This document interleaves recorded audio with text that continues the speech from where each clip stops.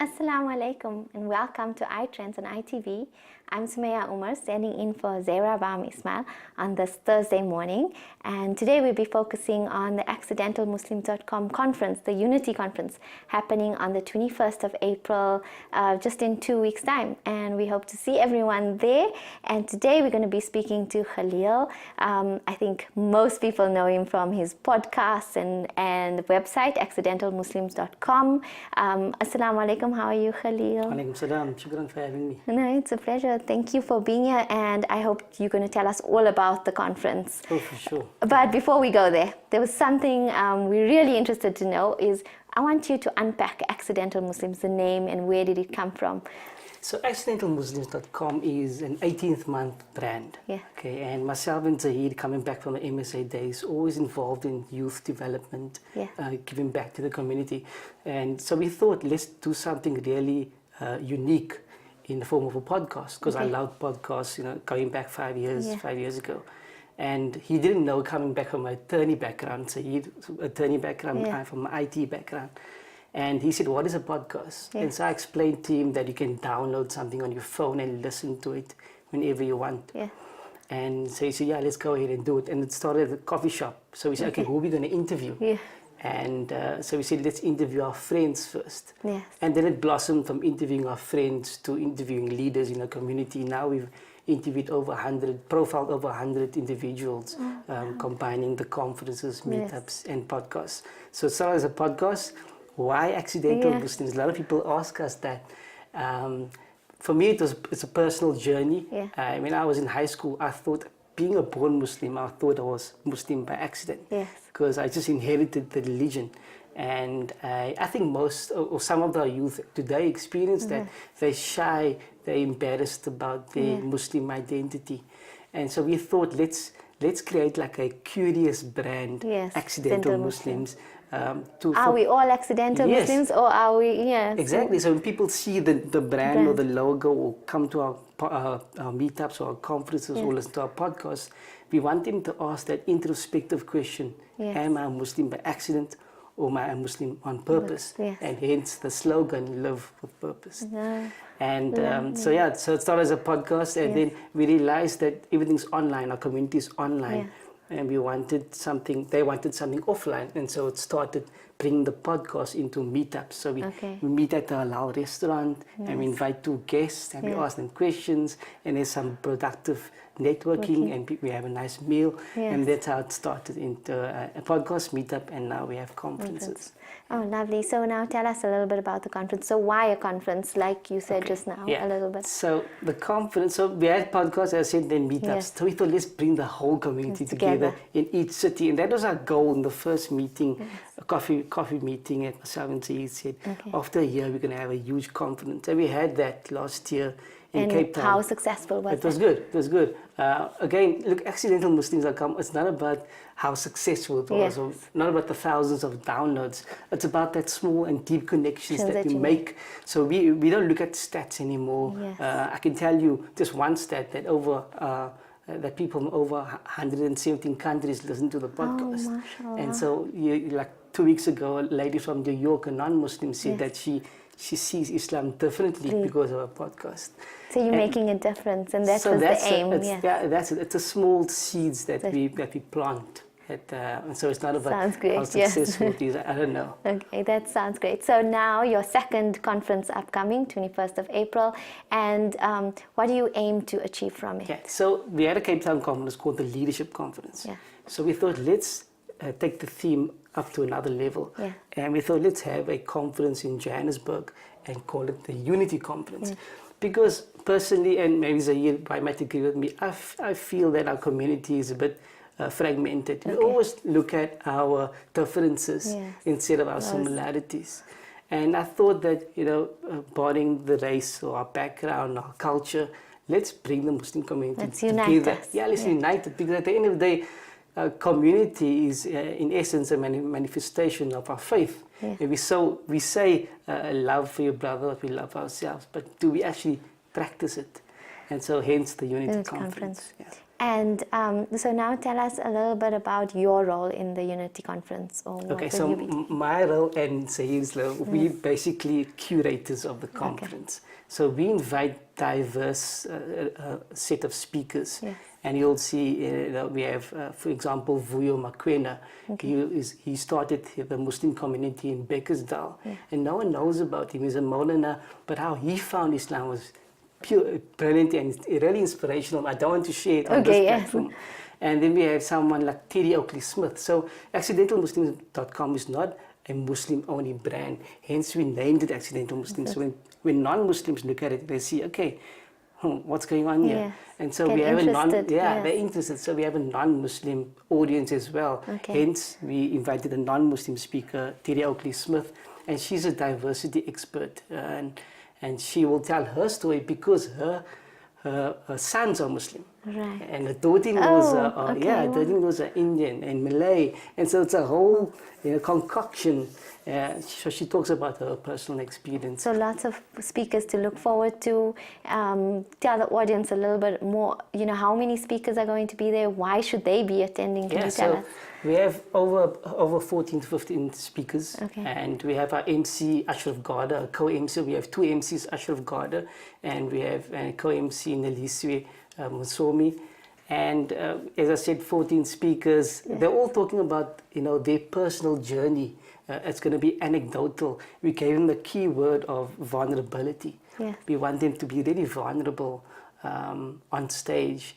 And maybe your viewers don't know that all the speakers go through sort of an intense communication period between, we meet them at least twice a week. And we ask them how their speech is going because we want them it to be a performance on stage, modeling it to the TED.com conference type event. Excellent. So lots for viewers to look forward to, and don't forget to book your ticket, and you're going to tell us a little later on how to get that ticket and how they can get involved. Yeah, so why we want people to attend, yes, especially the grade 9, 10, 11, and 12, and maybe even university students, because we want people to understand that engaging in this worldly life, excelling in your life, in your career, for the right reasons is deen.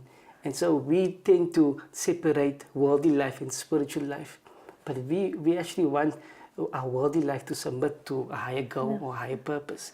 And when you meet these speakers, you will understand why. So how many people can attend the conference? So we're expecting about 480 to 500 people. And you say that age, they should be starting, the younger the better. Yeah, the younger the better, obviously. If you notice at our meetups and podcasts, it's always the 24-year-old upwards. Yes. And so hence our plan after the conference, post-conference, is to go into the schools and have sort of mini workshops and mini conferences to get the youth to understand what we're trying to achieve. Okay. And hopefully we'll get the youth eventually. So parents out there, book your ticket for your grade 8, 9, 10, 11 children.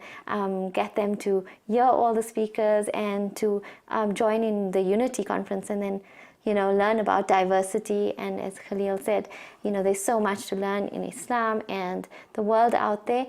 Khalil, now tell us a little bit, give us a little bit more information and entice everyone to get there on Saturday. So the conference is on the 21st, Saturday, 21st of April. It's at the Kutuba Islamic Academy Hall.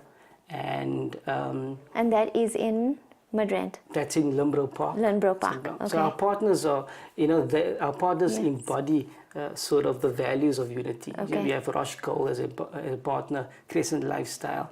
We have Penny Appeal, a charity organization, and obviously ITV as well. Excellent. And so be there. It's going to be very unique, very creative, and sort of a networking and bringing the community together. Yeah. Okay, we're going to cut to a short break, but we'll be back with Khalil talking about accidentalmuslims.com conference on the 21st of April. We'll see you just now. Assalamu alaikum.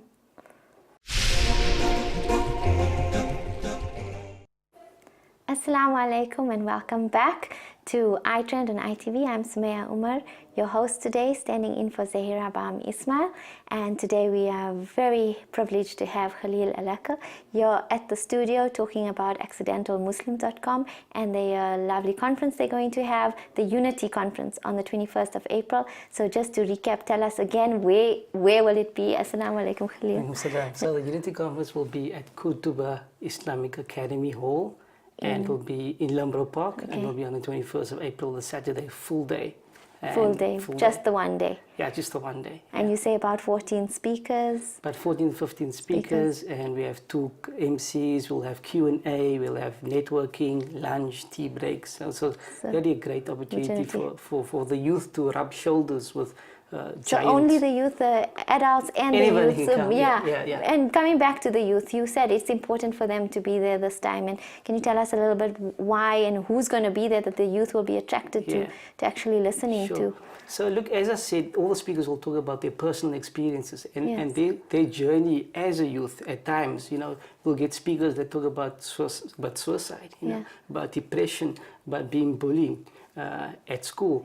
And we also have, for example, Rabia Rawat. She's a 13-year-old entrepreneur, and she's going to talk about her journey and her challenges that she faced, and how she started the business at the age of 9. So it's really inspirational. I don't want to give too much information, but really inspirational, and I think all youth will benefit from all the speakers. Okay, so the topics are for everyone, but the youth this time can gain a lot from it.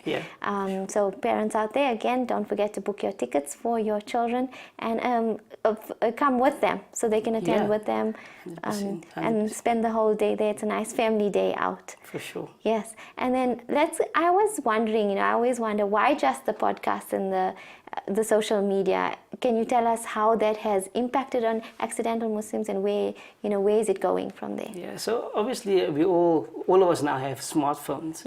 And so it's very important for us to have a product where the children can access sort of an alternative media. And we thought that the podcast will be perfect. Because data is getting cheaper, hopefully, especially in South Africa, they'll be able to access that sort of medium. Our youth are not listening to the radio stations. They're not watching TV besides the series. And so we thought the podcast would be perfect. So why social media? I mean, it's a no-brainer. Our youth are on Facebook, on Instagram, on Twitter, even Snapchat. I tried that, but I can't get to it. But the Instagram, you have lots going on Instagram. Yeah, so our social media really took off. I think that's why the brand probably blossomed from Cape Town to Durban and now as well in Johannesburg. And internationally. Yeah, I mean, we have some requests, people in Ghana wanting to start a chapter there, even Zimbabwe. I think social media really played a part in us blossoming into something huge like this. And so you're going to you run Facebook live chats, Instagram live chats? Yeah, so what we do, so it's a podcast and only gets published later in a couple of weeks, but we noticed that our listeners, our viewers, our fans on social media wanted something instantly, the instant gratification. So what we did is, as soon as we interview someone on the podcast, we immediately throw up sort of an Instagram live or Facebook live, and we do a mini interview of 5 to 7 minutes. So people can, people can engage tune in, exactly. And so our future plan is to probably have sort of a video studio, having put together some documentaries, really, and maybe even a play, just to get the youth involved, youth engaged in our brand. And then for those that are not coming on the 21st of April or can't make it, there's so many constraints, and I know lots of people still want to be involved. They want to watch. How are they going to access that? So if you can't make it due to maybe financial strains, please email us, info@accidentalmuslims.com, because we have a sponsors list. So, for example, if you cannot afford to attend, we will fund you. We'll make a plan to get you there. So if you really, really want to attend, due to financial reasons you can't, that shouldn't be a reason. But if you can't make it, if you engage with somewhere else, then ITV will be there in terms of recording the actual video product. Live? Not live. So they will be there, and then hopefully in a couple of weeks' time they'll be able to publish that on YouTube. Okay. And so you'll have YouTube channel. It will be on the ITV YouTube channel as well as the Accidental Muslims YouTube channel. Okay, so very accessible, and we'll be able to watch those talks. Yeah, for sure. What we also might do is probably pull up a Facebook Live or Instagram Live. From there. From there, people can actually see and get sort of a taste of what they're missing out on. And I was told that you're going to give away some tickets today. So so those viewers watching, you want your tickets, please email us. It's iTrend@itvnetworks.tv, and the producers will get to your email. It's first come, first serve. So be sure to send it in, but don't forget you need to be in Johannesburg to collect the ticket here from the studio, and then we'll definitely get you those tickets, and we can all be there. So going back, let's just go back a little bit. Those that missed it in the beginning, what is the conference going to be about? Just touch base again, and why is it important that we all there, and what are we to look forward to? So as I said, look, it's a unity conference. It's for everyone to be together in terms of our Muslim identity. We want people to engage, to understand that engaging in this world, excelling in your career, in your life, for the right reasons is deen, as I mentioned. And so we want people to be there and be inspired. And hopefully they can go home and replan, reevaluate their life, their careers, and see how they can make an impact in within their family or the community. And a family day out on the 21st of April at Lynbrough Park. At Kutuba Islamic Academy. And also, who are your partners, and who's... So our partners are obviously ITV, and we have Penny Appeal South Africa, Proudly Muslims of South Africa as well. So Proudly Muslims South Africa, they do something similar to us, but they highlight humanitarian organizations and individuals. Excellent.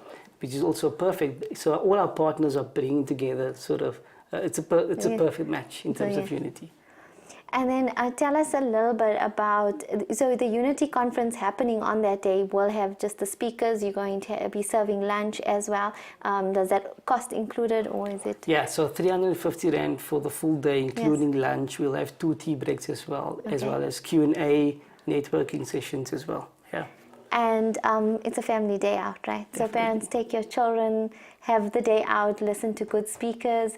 And how many speakers again? About 14? 14 to 16. Is there one more person that you could maybe mention to us? Yeah, so for example, we got MJ Khan as well. So he's sort of being a stalwart in terms of modern media. So he will open up the conference and tell us the etiquettes of social media. Okay. Just for 5 minutes. And so those type of things that the youth will really be inspired by. That was Khalil Alaka. Thank you so much for being here. Thank you all for watching. We will be back later on with one of the speakers actually from the accidentalmuslims.com conference, the Unity Conference happening on the 21st of April. Farhan Isat, he will be sharing with us a little bit about what he's going to be talking about at the conference. And so see you just now after the break. And Assalamu alaikum.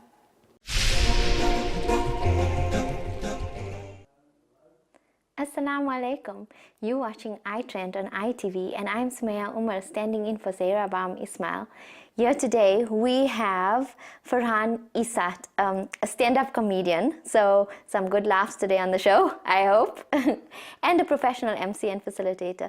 Assalamu alaikum, how are you? Wa alaikum salam, thank you very much for having me. Nice to be here. It's a pleasure, and we're very excited to have you on the show today. Thank you. And I wanted to start, I know that you're going to be at the Accidental Muslims Conference, the Unity Conference on the 21st of April. That's yes. Right. Tell us a little bit about why you chose to be there and what your role is going to be. Thanks for having me.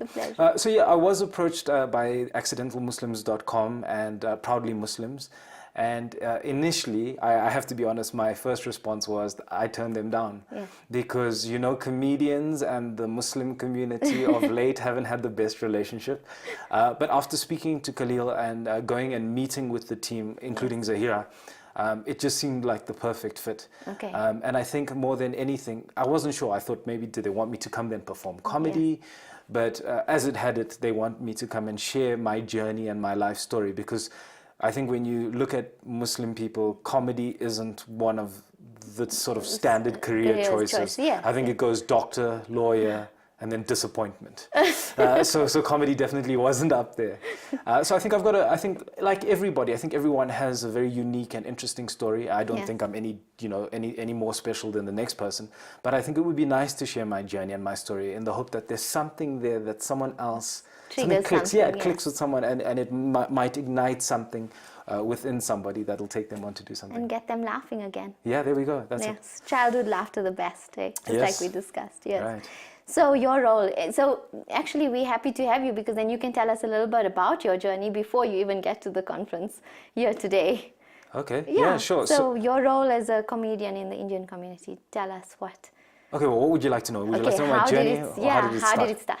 Okay, so I think much like the title of Accidental Muslim, I think I'm an accidental comedian, because it was something that I never ever sought out or thought that I would end up being. It's not something that I actively pursued, but it was What did you actively pursue? Okay, actually, so by profession, I'm a business analyst, and I've been in banking for about 8 years. I've traveled the African continent, worked with all the biggest banks.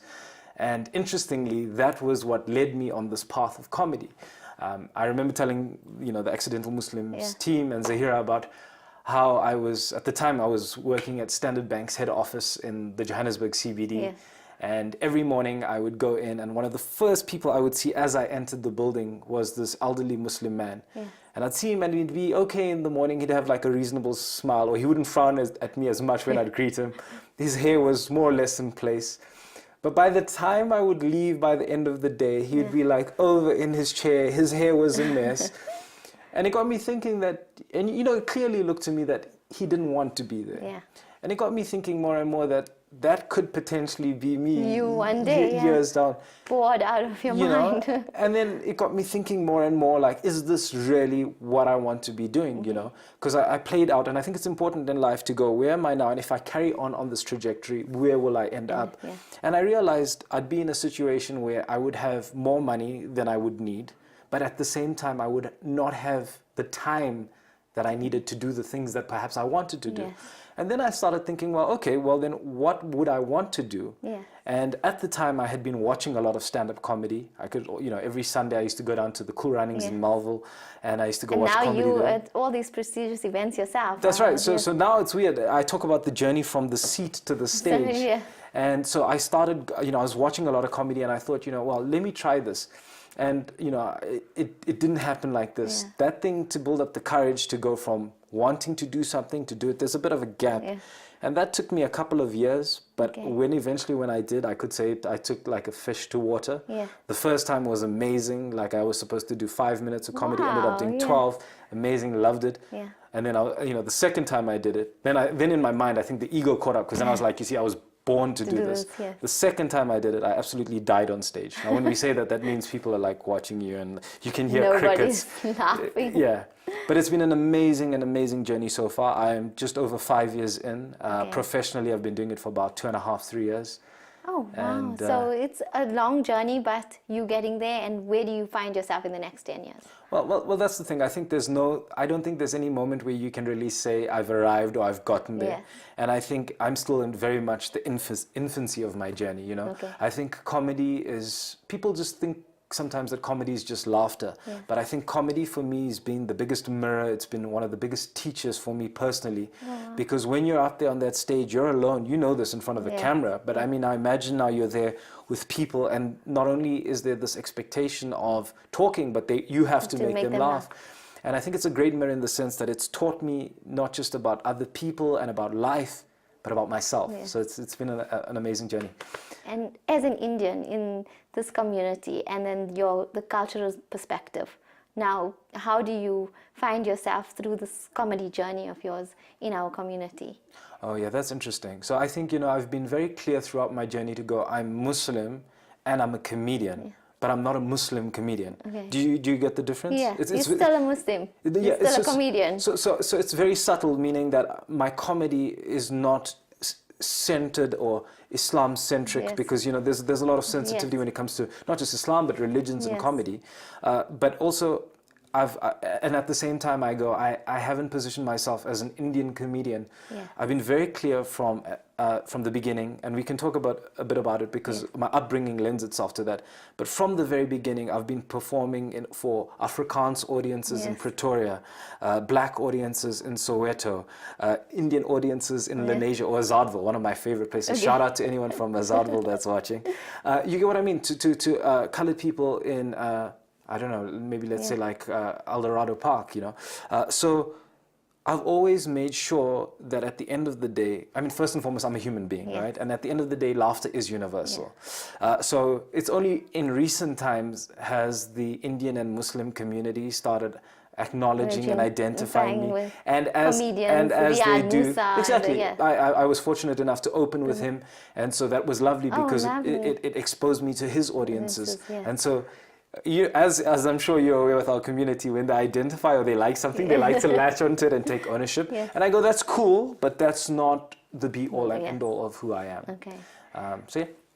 And then, so you said, let's talk about your upbringing and how it led you to this. Yeah. So we were speaking about this, but I'm actually Zimbabwean, born and bred. A lot of people... Vegan, I heard. Yeah, but that's something that's happened more recently. Okay. It's not because we didn't have food in Zimbabwe, okay? There was plenty of meat in Zimbabwe. But yeah, so I grew up in Zimbabwe. My family is still in Harare. And it was interesting because I think one of the highest values of my parents was education. They wanted to make sure that my younger sister and I had the best education possible. And what that meant was that we didn't live in a Muslim area or community. So I suppose in Johannesburg, I would say that we didn't live in like a Mayfair, Lenasia, Azadville, Houghton sort of vibe. But we lived in a very sort of mixed suburb away from everyone. And I ended up going to a Christian school, which meant in a school of about 600, I was probably one of 6 Muslims, you know what I mean? And so that meant that I was exposed to people, or children and teachers from all sorts of different backgrounds, cultures, religions. And I think that played a very big part in who I am, because I realized, I haven't looked at things in sort of a pigeonhole manner. Okay. And I think that's been great. It's informed my comedy and everything that I've been doing in life. And it brings you to where you are today. Well, actually, what brought me to where I am today, I would say a big part of that was my dad. Okay. Because as a young child, he sort of pushed me into public speaking. I mean, I loathed it. I hated him for it at the time. But when I look back, it's amazing sometimes in our lives when we look back at where we are, how certain what things... contributed to I mean, he used to make me go and talk at like family functions and like give speeches.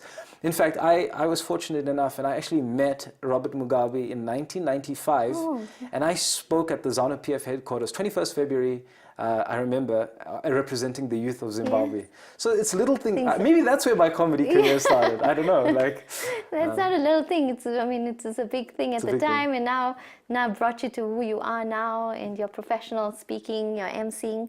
Tell us a little bit about that. So you do that on a regular basis, your professional emceeing? Yeah, that's right. So exactly. So I think for me, and I don't think. I think, as I say, everything is a journey, and I think comedy is a part of my journey. I realized that comedy is really just communication, and it's given me a really great set of skills. The corporate work that I've been doing for years, combined with the comedy, made me realize that I have this ability, if there's an event or there's something that's going on, to really take the pressure off everyone else. Everyone knows what's going on. Everyone's comfortable, and bring that sort of lightheartedness to it.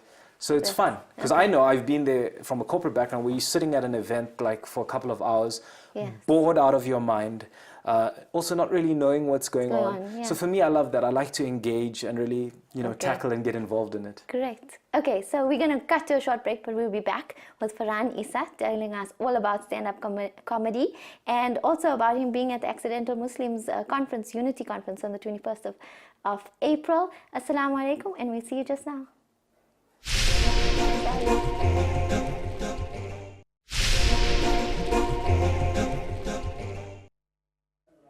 Assalamu alaikum. You're watching iTREND on ITV and I'm Zaheerah Umar, your host, standing in for Zaheerah Bham Ismail.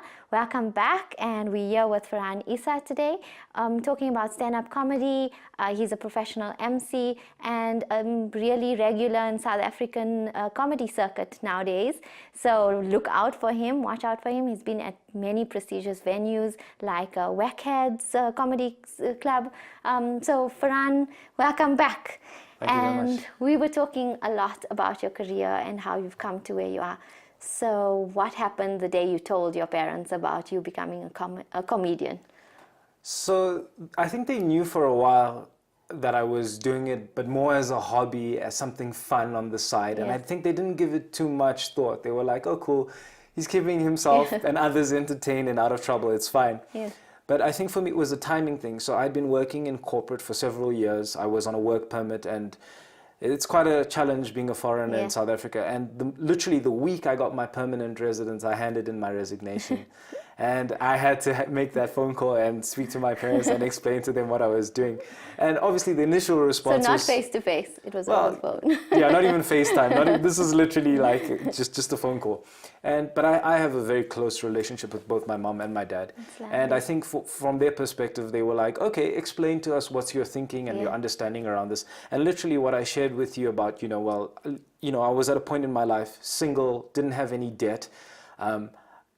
This was my almost eat, pray, love moment. I'm sure the ladies out there know what I'm talking about. And it was, when I explained it to them, they trust me and they gave me their blessings. And so I was very fortunate in that regard, because I know a lot of times, especially with our community, sometimes parents don't understand the children or what it is that they're wanting to do. Did they say, like, where will the money come from? What will happen to you? Will you have an income? When are you going to get married and settle down and have an income? Or did they say things like that? Not at all. Yeah, well, I think they've given up on that last part. When am I going to get married and settle down? But I think financially, I had been smart about it. I'd been practical.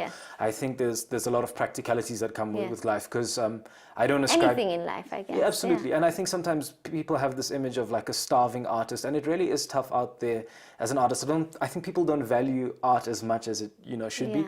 But as I said, I had saved up, and so it took a bit of time, and within a short amount of time, from being what they refer to as an open spot, a guy that would just go and get 5 minutes at shows to perform, you don't get paid. Within a very short amount of time after having resigned, I went to being a paid act, to then starting to perform more and more and getting recognized. And as I said, it's still very much a journey. There's still so much more that I want to achieve. I love the fact that you say your parents were so involved, so so caring, and always even motivated you as a young child within the public speaking realm, or guided you, but guiding you and there for you now. And I think and parents out there will know this, that you need, we want to be there for our children, whatever destination or actually comedy, whether they're going to be a lawyer, a doctor, whatever they want to do. Are we there for them? How are we supporting them? And with you saying this, I mean, your parents were very supportive, gave you that encouragement, and they're there for you still now. Do they come to all your comedy shows? And well, being in different countries makes it tough, but I must say, when I go to Zimbabwe, I always try and do a couple of shows while I'm there. There isn't much of a circuit, but I make an effort to do a show. There is also a small Indian, and I say Indian, Muslim, Hindu, Tamil, Goan community, and I've performed to them a couple of times, and they love it, because they resonate with a lot of the things I'm saying. So I try and get my parents to see me as much as possible. They're always asking, even my dad, when I told him I'm doing this accidentalmuslims.com conference on the 21st of April, he's like, are they going to make a DVD? Then I was like, Dad, no one makes DVDs anymore. It'll be on YouTube. So he was quite happy about that. But I must say, one of the nicest and most, what can I say? One of the best experiences I had was performing in Harare, in my hometown, to a predominantly Muslim audience. And my mom, my dad, my sister, and my grandma were at the show. And especially like being on stage, making jokes, talking about like my upbringing, things that they know, and seeing especially my grandmother laugh. That was just such a beautiful moment. And for me, that was the thing which said, even if nothing ever comes from comedy, at least I've done this. And to see my grandma after the show going, that was my grandson. It was so lovely. That's amazing. So how do you get your content? I mean, how do you source your content? Where do your jokes come from? It's actually something I always wonder about every comedian, and here you are, so you can tell me, where does it come from? So, I mean, even right now, I'm pretty sure I'm going to talk about this interview, you know, like, I mean, your audience is predominantly female, so like, this would be weird. Do they black me out when I talk? Like, I don't know, yeah. So it's a couple of things. I think up until now, a lot of my comedy, because people don't know who I am, is sharing sort of my identity, my upbringing, the fact that I'm Zimbabwean, the fact that I'm Muslim, the fact that I'm single, shout out, hey ladies, the fact that I'm vegan, you know. So it's very much been who I am and what that's mean, what it's meant to me. And then as I've moved on in life, the different things that I see, the different things that I hear, the different things that I experience through my lens. Because remember, we can see, I mean, you have like an iPad in your hand. To you that means something, but to me that could mean something completely different. For some people, I'm sure you've seen it, where they use it as a phone, and then you're like, no, what are you doing? That's ridiculous. So it's all sorts of things. It's current affairs. And I think, you know, Jerry Seinfeld, the famous comedian, spoke about it. And he said, basically, comedians are no different to everybody else. All the things that we say and we think about, everyone else does as well. All we really have is the ability that when that thought comes, we capture it, we catch it. And then we take it, we look at it, we interrogate it, we break it down, we put it back up, and then we present it back to the people. In a funny way. So literally, comedy can come from everything and anything. And like you were saying earlier, kids are comedians, or they find everything funny and it's normal for them. It's us as adults that need you to actually show it to us and bring it out to us. So you know this, you host a children's show, right? So you see this with them, well, like, sure, in a moment they might be angry or sad, but then the next moment they're laughing and they're brimming with joy. And I think a lot of it actually has to do with presence, because as children, they're very present, they're very in the moment. But I think as we get older, we lose that. We get caught up a lot in our head or our emotions. And as comedians, we have like this inside joke that it's crazy, you know, that people pay us to make them laugh. Like, why are people not laughing by themselves all the time? You know, sometimes people think we're the crazy ones. No, we think you guys are the crazy ones. And I think it's returning to that, you know, this whole idea of people think as adults we have to be a certain way. It means that we have to be serious all the time. Exactly. I don't know where that comes from. Live in the moment, be present, laugh out loud if you have to. Absolutely. Enjoy it. And I think there's a spirituality to this laughter and this joy. If you look at the Prophet and also previous people, you know, the prophets that had come before, and you look at the times, laughter and joy, it was this lightheartedness that I think we've lost. Smile, the smile is so important. Especially with our community. But I've been growing a beard, so now I get a lot of Muslim uncles smiling and greeting me, which never happened before, so that's pretty cool.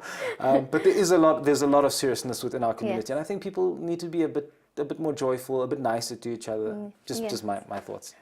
Lovely thought, but now I remember you keep saying that you're vegan, and I really want to know more about that, because you know, like sometimes I think, oh, maybe I am vegan. I don't eat chicken. I don't eat beef, so I'm vegan. But what does it mean to be vegan? What does it mean to be vegan? What it means is that people always ask you, how do you get your protein? Okay, so being vegan basically means and this is something new. Since June last year, I stopped eating meat. I was vegetarian for about 3 months. So not even a year yet? Not yet, and going strong. Like I feel like within the short amount of time, I feel fitter and stronger and sharper than I have in years. But yeah, so from June till September last year, 2017, I went vegetarian. And from September up until now, March, it's been just about 6 months, I've been vegan. And basically what that means now is that I abstain from I don't eat or consume anything that is from an animal.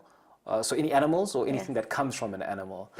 So not just things like, as you've mentioned, beef, which is just a euphemism for saying cow, because we don't say, oh, I'm eating cow right now. No, beef, chicken, lamb, all of that. Or even things that come from the animals like eggs, milk, cheese, or honey.